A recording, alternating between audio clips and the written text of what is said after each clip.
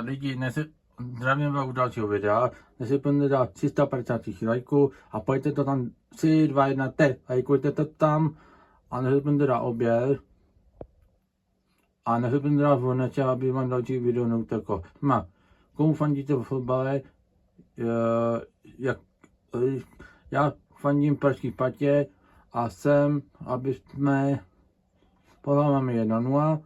Mám tady sálu, tričko, sepisy, herníče. Takže pojďte mi napsat do komentářů. Voláme 1-0, hrajeme venku Kazachstánu a chci, abyste nastupte mi do komentářů. Jak to vidíte ten výsledek dneska? Řekněme jednou pořádnou,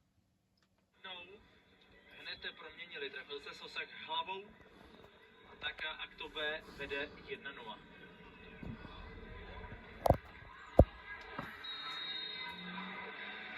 Začíná druhý poločas, do kterého Sparta vstupuje, tedy s jednokolovým mankem. Jsme tomu, že reakce bude rychlá ve druhém poločase, že to bude Sparta, která bude diktovat tempo.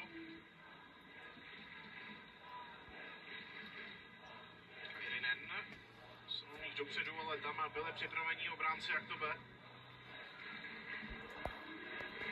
Maut, Suchomel. Dopředu sahá tam a po něm Sosak. Ale udrželi proti dvojnásobné přesile míč. Sadílek, Kobaut, Kairinen.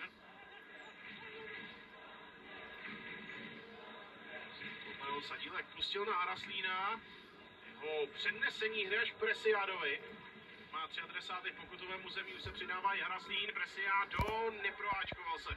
S balonem dopředu a u penaltu si také těžko mohlo říct v téhle situaci. Nepřesnost Tučeny, který teď tahá za ruční brzdu, tohle bude za žlutou kartu.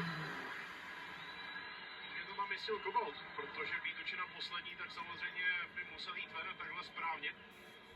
Souzeno za žlutou. Navíc sam ještě pádil zpátky další ze Spartan.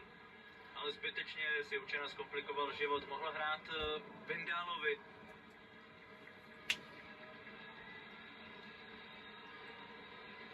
V prvním poločase předvedl nigerijský zadák v barvách Sparty několik slibných obranných zákroků, několik úspěšných soubojů svedl i s fyzicky zdatným útočníkem Šušenačevem.